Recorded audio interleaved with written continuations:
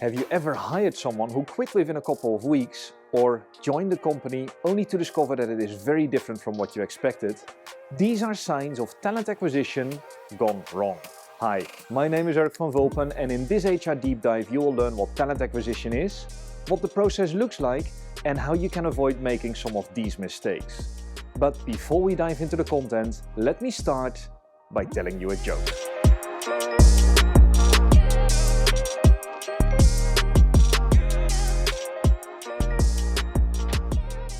An HR manager, her name is Cindy, gets hit by a bus and tragically dies. Her soul meets St. Peter at the pearly gates. St. Peter welcomes her and asks Cindy if she wants to spend an eternity in heaven or in hell. Before she can make her choice, Peter tells her that she will take a tour to see where she will feel most at home. During the tour, Cindy learns that heaven is nice, but a bit of a boring place that involves a lot of playing the harp and singing. Hell, however, has a golf course and a country club and lobster for dinner. And all her friends are there as well, dressed in trendy clothes, laughing, eating and having fun. At the end of the tour, Cindy meets St. Peter again, and Peter asks her if she made up her mind. Yes, Cindy says. Heaven seems nice and all, but my friends are partying in hell and it looks like a lot of fun.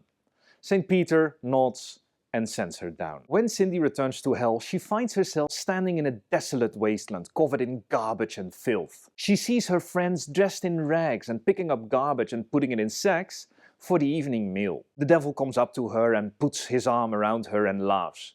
"I don't understand," stammers Cindy. "Earlier I was here and there was a golf course and a country club and we ate lobster and we danced and we had a great time. Now all there is a wasteland of garbage and all my friends look miserable." The devil looks at her, grins and says, "That's because yesterday we were recruiting you, but today you're staff." This is obviously a joke, but it does show why recruiting is often referred to as the happy side of HR. So how do you make sure that your talent acquisition practices don't create a similar experience for your newly hired employees? Before we get into that, let's first examine what talent acquisition is and take a look at the end-to-end hiring process. The company we'll follow is called Trelox, a fashion retailer. At Trelox, Isa is the talent acquisition specialist and Johnny is the head of the marketing department. Our story starts with Johnny, who is the hiring manager, and Isa will come in later. Johnny's team is busy and overworked, so he is looking to hire extra help. The first step is for Johnny to understand what role he needs to create. This phase is called the job analysis, which involves talking to his team to collect information on the new role.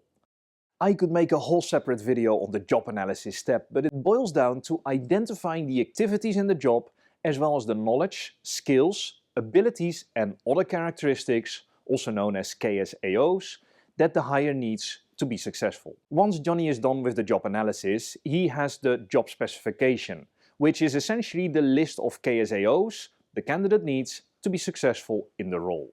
Now, I mentioned the word twice already. Let's zoom in on what KSAOs are, because they form the basis of all the steps in the talent acquisition process. First, knowledge. What knowledge does a candidate need? Do they need a bachelor's in marketing or at least 5 years of relevant experience? How well do they need to know your particular industry? Knowledge is often easy to identify in a resume. Next, what skills does a candidate need? Do they need to create ads, manage social media accounts, or do something entirely different? Skills are often easy to assess in a work test. Then you have abilities. Abilities are more innate. Some people have a great eye for design. I personally don't. I make a PowerPoint presentation and it looks absolutely horrible, but I'm a good writer and I'm very organized. These abilities can be explored in a structured interview. And finally, you have other characteristics. What personality traits are you looking for? Will the role be very dynamic and unpredictable? Then maybe a more extroverted candidate may be a better fit. And are you looking for a highly creative thinker or for a more detail-oriented person? This requires making decisions on what the ideal candidate will look like. These KSAOs are the basis for everything in your talent acquisition process, and they will guide the recruiter and hiring manager to find the right candidate. Let's now take a look at Isa, our talent acquisition specialist. I sit with Johnny after he's completed the job requisition process. The job requisition is basically the formal request to create a new position within a company. So as a talent acquisition team, we have to wait for the job to be formally approved before we can start hiring. My vacancy intake meeting is perhaps the most important meeting in the entire process. I will ask Johnny the difficult questions. You see, it's easy for him to define the job, but I actually have to find the person. So I will ask him very specific questions in order to help me find the right candidate. For example, if candidates need both a bachelor's in marketing and 5 years experience, which one is more important? The answers to these questions will help me find the right profile.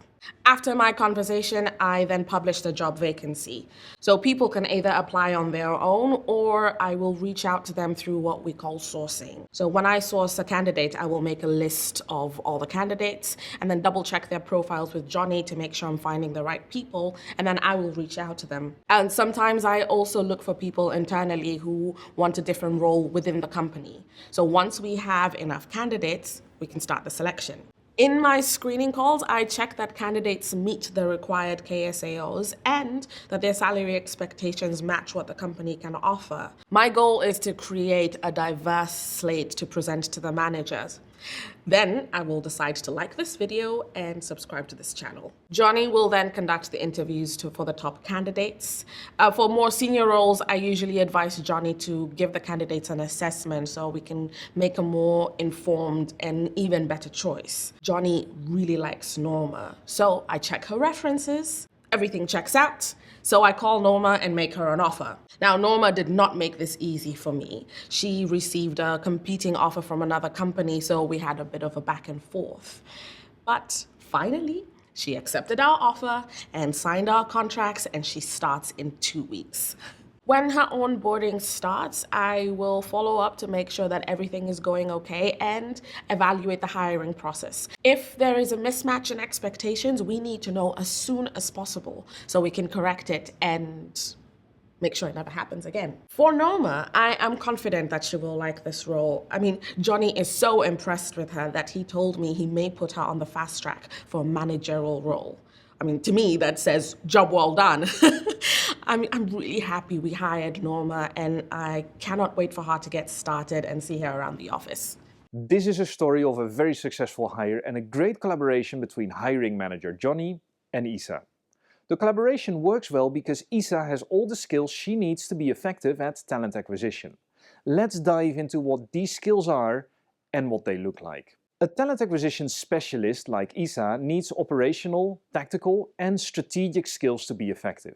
Operational skills include communication, coordination with stakeholders like the hiring manager and candidates, sourcing, running effective meetings, fostering long-term relationships with candidates, and managing the applicant tracking system or ATS. Tactical skills include running the job intake, determining selection criteria, designing job description and screening questions, evaluating candidates, running various employer branding initiatives, and recruitment marketing. Finally, strategic skills include designing a talent acquisition strategy, forecasting hiring based on business needs, and building a talent acquisition and employer branding strategy.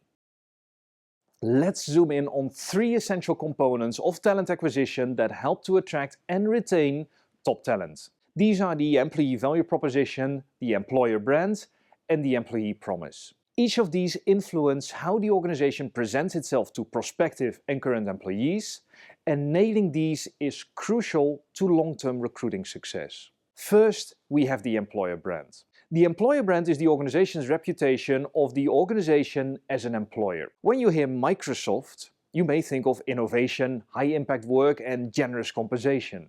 Great employer brands are aligned with the organization's mission, vision, and values. Companies like Google, HubSpot, Nvidia, and Spotify have excellent employer brands that help them attract people.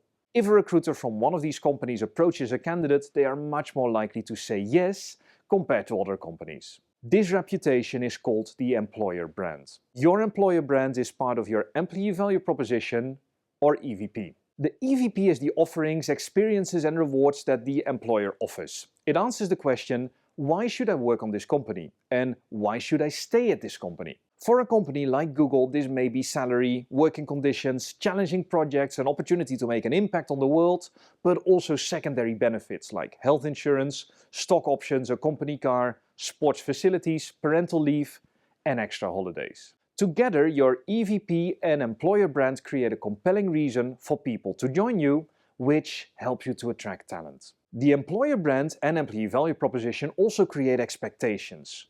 This is the employee promise. The employee promise is the commitment an organization makes about what employees can expect from the organization. That is where at the very beginning Cindy was tricked by the devil. She was promised fun and games and lobster for dinner, but when it came to reality, Cindy was disappointed. HAL did not deliver on its employee promise, and if it was any other organization, Cindy would quickly leave and try her luck at a different place. That is how talent acquisition not only helps to attract people, but also sets people up to stay at the company for a long time. Now I have a favor to ask you. 83% of the people watching our videos haven't hit the subscribe button yet. The bigger our YouTube audience gets, the more of these videos we can make. So if you enjoy this video, please hit the subscribe button. And there you have it. You now know more about the talent acquisition process, the skills you need to stand out in talent acquisition, and the things an organization can do to attract talent. You also know the best HR joke that I know, and you should try it at a party.